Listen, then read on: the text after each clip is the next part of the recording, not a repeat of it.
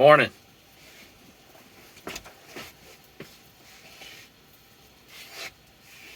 Still holding strong.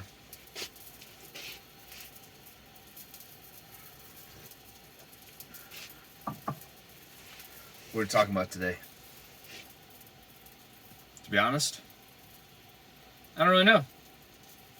I kind of thought about doing a part 4.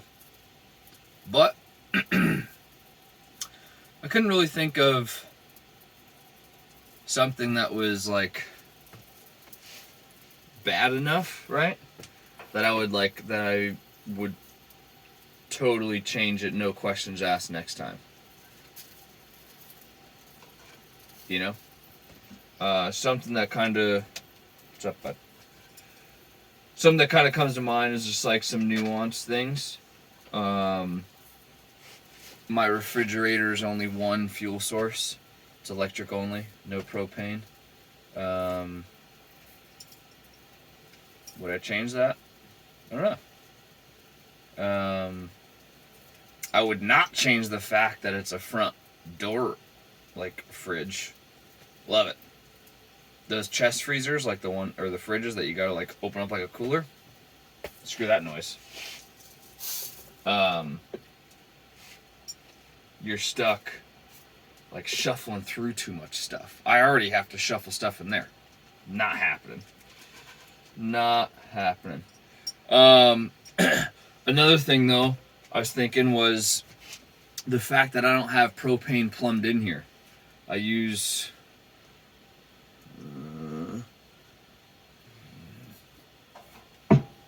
the little green 1 pound canisters. I don't blow through them like crazy, but I'd say one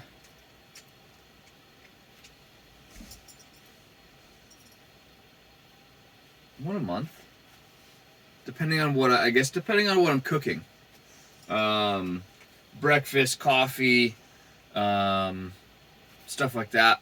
Not a big deal. That'll easily last a month. If I go like I did pasta the other night, I did like 1.5 pounds of pasta at a time, so that way I don't have to go cooking like more pasta because I eat a lot. There's a lot of water in that pot, and it takes a long time to get going. But I do cheat the system, and I turn the heat on, get hot water in the pan so it doesn't have as far to go to get to boiling. And I put the pasta in way before it's boiling because I'm like, you know what, it don't freaking matter. I'm going to use up whatever I can as far as the heat in this freaking pot, you know? So I was thinking about, man, like maybe I next time I think I might plumb in some propane. And that's fixable now. I'm just not completely sold on it, you know, because I do go, this is pretty much the cooking spot. But there are times where I want this free and I want to cook over here, you know, so like, unless I go having, you know, a 10-foot hose that I can bring across the freaking, I'm thinking of it like popping up out of the countertop or something and plugging it in. That would be annoying, you know, and then how far do I really want to go at this? Do I want to have a main line that then has a splitter and goes to each side? Like, come on. That's cool. It's a little freaking overkill, you know? At that point, I might as well have it built in and not give myself any options. Like, hey, this is where you cook. That's that. Yeah, so I think at this point, I'm going to say this is, if I could do it all over, 3.5. Because I think, like, yeah. I think those 3 things are the heavy hitters. Now it's just nitpicky, you know? Where I'd really have to toss and turn over some ideas of, oh, do I want to do this, or would I do that, yada, yada, yada.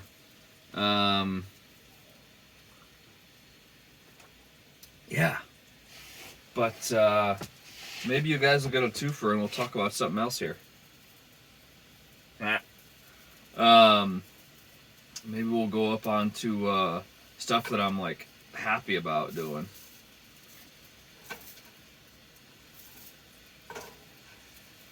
I think that's a good idea.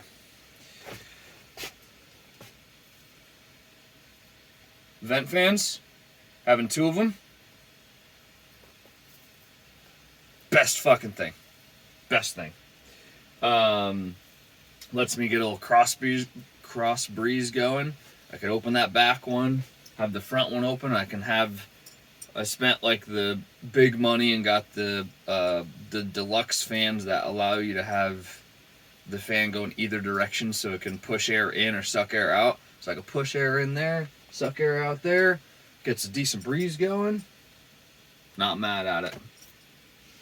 Good stuff. Something else I wouldn't change.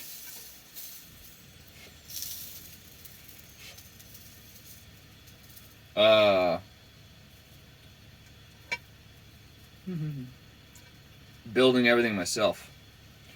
You know, there was thought for some of this stuff, like the window, especially, like installing the side window here. I was freaking out. It was bad enough cutting. It was bad enough cutting 2 holes in the roof for the vent fans. They're 14 by 14 holes I had to cut. So the window is 24 by 36. That's a big fucking hole. But besides the holes in the van, building everything yourself gives you a really innate, like, knowledge, or not innate, like an intimate knowledge of how things are put together, what affects what, things like that. So when the time comes that something breaks, because it's inevitable, something that broke really quick off the bat were my drawer slides. I had purchased drawer slides from Home Depot. It was their cheapo brand, the Everbuilt. They were push to open, push to close, meaning that you push the front of the drawer and it's locked, and then when you push it, it goes back a little bit, it unlocks, and then it kind of springs open. Same thing to close it. You push it like kind of past close, and then it locks, right?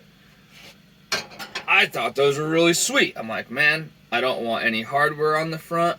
It's going to be a nice, clean look. And I don't have to figure out a locking mechanism for the drawers because they already lock. Good to go. Those broke within like the first 2 weeks. Hey, don't break that. Get your stick. There.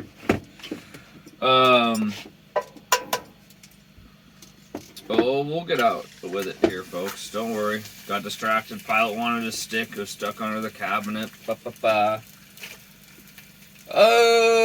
So when those broke, I knew exactly, like, kind of what it entailed to replace it, which I was not happy about because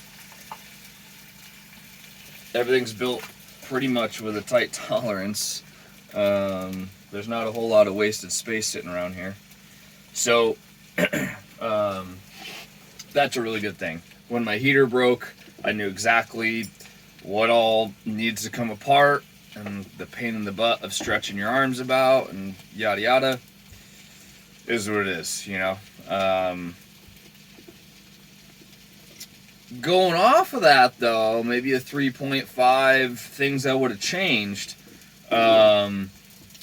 was indeed better access to things. I mean, you can worry all day about what if, and you're not going to think of everything, but I could have done a better job because point was just made when the heater took a poop. I knew exactly how I needed to go about fixing it, and it wasn't easy. It's doable, you know. It's not in a spot where I'm stuck taking apart 90% of the van, and I need to stay put for 2 weeks because it's going to be apart, and like, no, not that bad, but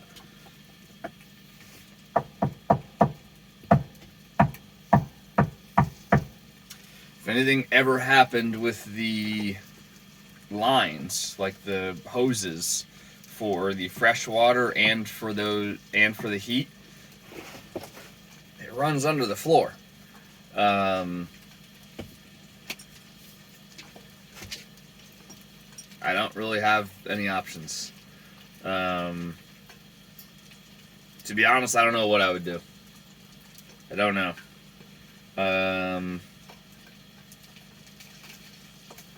No clue. I mean, I don't know. I really don't. And that's why when my freshwater froze, I was kind of super panicky. Because the freshwater line runs under the floor. And I was like, well, this isn't good. In theory, that spot should never freeze because it literally runs in the same cavity as the heater lines. So even if when it freezes or if it freezes, whatever, I don't think that was the spot that froze. But if it did freeze, those heater lines should radiate enough heat to thaw that water line out. So that shouldn't be an issue. But it's still a panic moment. Because what do? Do I just get a freaking saw and just cut into the floor to get a little access panel here? I don't know. I mean, depending on what went wrong, maybe, you know, or I mean, if something's super catastrophic. Dude, whoa, chill. What the heck? Go. You're trying to get by. Go. Just getting out of your way. No? Okay. What's going on, bud? You're acting weird.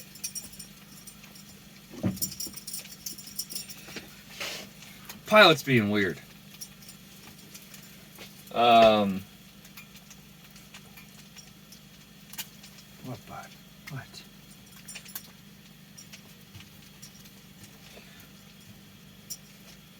Yeah. Do I cut a hole in the freaking floor? I don't know. Yeah. Maybe you do. I don't know.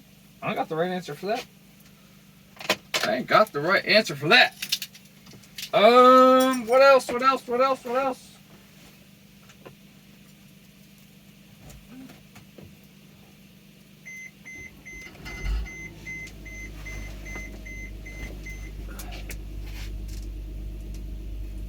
don't know. It's almost time to move, though. It's cold this morning. It's 25 on the van just now. I'm in Kentucky. What's up with that? Anywho, folks, that's kind of all I got. This little talk may have been a letdown, may not have. I don't know. Might have been informative, might not have been. You probably could have got dumber. I don't know. That's all we got, though. Out.